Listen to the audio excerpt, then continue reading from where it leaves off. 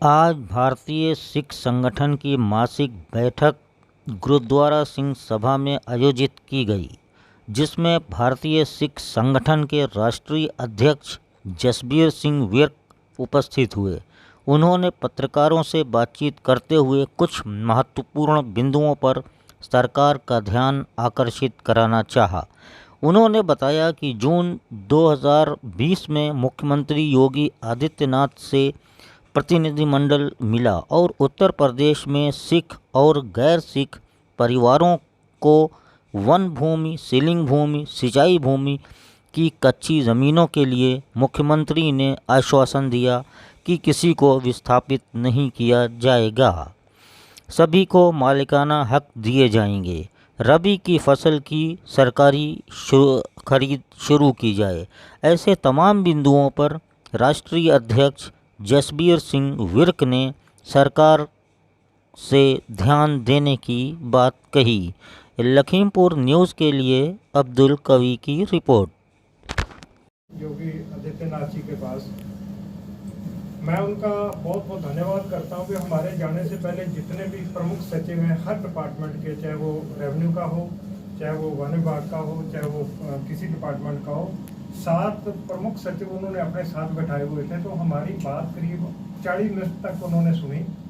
40 minute सुनने के बाद उसी समय उन्होंने आदेश कर दिया था कि इनकी ज़मीनों की पड़ताल नीचे डिपार्टमेंट से इस स्तर पर की जाए कि ये लोग यहाँ किस सन में आए थे, कहाँ से आए थे, जब ये आए थे तब ज़मीन किस खतौनी में उसका क्या आधार था, उसके बाद अगर इसमें कहीं कोई चेंज हुई तो किस आदेश से हुई, किसके आदेश से हुई, और आज मौके पे जो है इसका क्या स्तर पर है।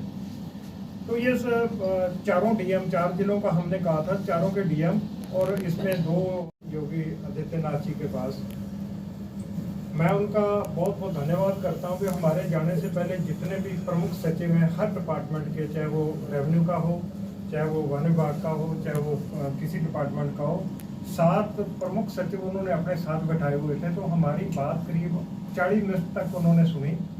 40 मिनट सुनने के बाद उसी समय उन्होंने आदेश कर दिया था कि इनकी ज़मीनों की पड़ताल नीचे डिपार्टमेंट से इस स्तर पर की जाए कि ये लोग यहाँ किस सन में आए थे, कहाँ से आए थे, जब ये आए थे तब ज़मीन किस खतौनी में उसका क्या आधार था, उसके बाद अगर इसमें कहीं कोई चेंज हुई तो किस आदेश से हुई, किसके आदेश से हुई, और आज मौके पे जो है इसका क्या स्तर पर है। तो ये चारों डीएम, 4 जिलों का हमने कहा था, चारों के डीएम और इसमें 2। हमारा जो हिंदुस्तान है ये कहते हैं कि आज पूरे वर्ल्ड में ये सबसे 1 नंबर पे है। हिंदुस्तान का नाम दुनिया जपती है। तो हमारे यहाँ एक बाढ़ आती है, नेपाल ने बंदे बांध रखे हैं, हम लोग सारे डूब डूब के मरते हैं, दुनिया भर का नुकसान होता है। इसमें पशु मवेशी भी मरते हैं, आदमी भी मरते हैं और ज़मीनें तो जाती जाती, फसलें जाती हैं। ये नुकसान का पूरा हो पाएगा। ये जब शुरू करते हैं बोरियां लगानी, जब बाढ़ आ जाती है तो बोरियां 10,000 बोरी आज लगा दीजिए और सुबह कहते हैं बोरियां सब बह गई हैं, ना बोरी लगती है कोई, ना बहती है। आज समय है बाढ़ आने से पहले कोई भी काम करने का, अब समय है। अगर इसको रोकना है, वाकई जनता की सेवा करनी है, तो मैं मुख्यमंत्री जी से जो है हाथ जोड़ के आपके थ्रू विनती करता हूँ कि अपने इस डिपार्टमेंट को ये आज से लगाएं। अभी अपने पास 3 महीने हैं, 3 महीने में बहुत कुछ हो सकता है। अगर नहीं पक्के बांध बनते इतने देर में तो कम से कम बोरियां या और व्यवस्था करके ये मजबूत किया जाए। ये जितना जनता का नुकसान होता है, जो राष्ट्र का नुकसान है खाद्यान्न का, कम से कम वो बचे और जानें बचेंगी, ये बहुत ज़रूरी है। तो आखिर एंड वक्त पे ही क्यों शुरू करते हैं ये लोग ये काम? हाँ, वक्त पे देखिए, बजट वो कहते हैं हमारे पास आया है, मैंने आपको बता दिया है कि ये बजट इसलिए शुरू करते हैं। बहते पानी में बोरियाँ डालते हैं। अगर 10,000 बोरी लगाई है तो लगाते 1,000 हैं, तो अगले दिन वो 1,000 भी नहीं रहती, वो 10 की 10,000 बह गई हैं, लगाते 1,000 हैं, बाकी सारे का सारा इनको बचता है। इसीलिए हर कोई आदमी चाहता है जी मुझे जो है ये डिपार्टमेंट चाहिए, मैं इस चीज़ का मंत्री चाहिए। अब मंत्री के लिए लड़ाई होती है, मुझे जी जो है वो कृषि विभाग चाहिए। कृषि विभाग में क्या क्या है आप भी जानते हैं। हमें जो है वो सिंचाई विभाग चाहिए। उनको मालूम है सिंचाई विभाग में ये दुनिया भर की बोरियां बह जाती है, कोई पूछने वाला नहीं है। कौन ढूंढेगा बोरी कहाँ पे गई है। ये हम क्षेत्रवासियों की बहुत तगड़ी शिकायत है कि जब फ्लड आता है तभी इंतजाम क्यों किया जाता कि सब बह जाए, थोड़ा सा लगाया, सब दिखा दिया था कि इतना लगाया गया था। आज समय है, 3 महीने है, आज समय है। इसके लिए कर सकते हैं।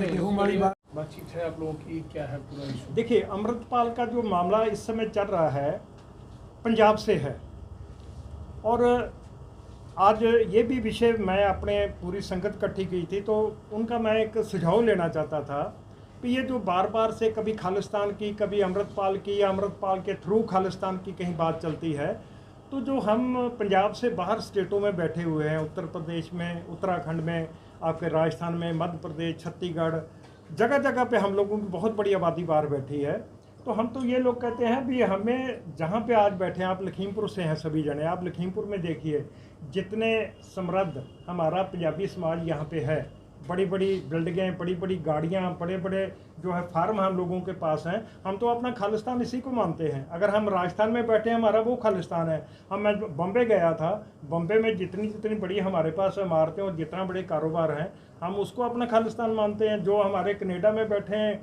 वहाँ पे आज कितने हमारे 12-13 सांसद हैं, तो हमारे लिए वो भी खालिस्तान है। तो एक हम इतना सा टुकड़ा खालिस्तान का लेके हमारे किस काम है? अगर हम एक खालिस्तान अगर हमें मिल भी जाता है, तो जितनी दुनिया ये पंजाब से बाहर बैठे हैं हम पंजाबी, जितने हमारे पास ये इम्प्लीमेंट हैं, कम्बाइनें हैं, ट्रैक्टर हैं, ट्रालियाँ हैं, कारें हैं, मोटरसाइकिलें हैं, हमारी यही सारी पंजाब में चली है, यहीं पूरी नहीं आ पाएंगे, तो हम लोग कहाँ पे बसेंगे?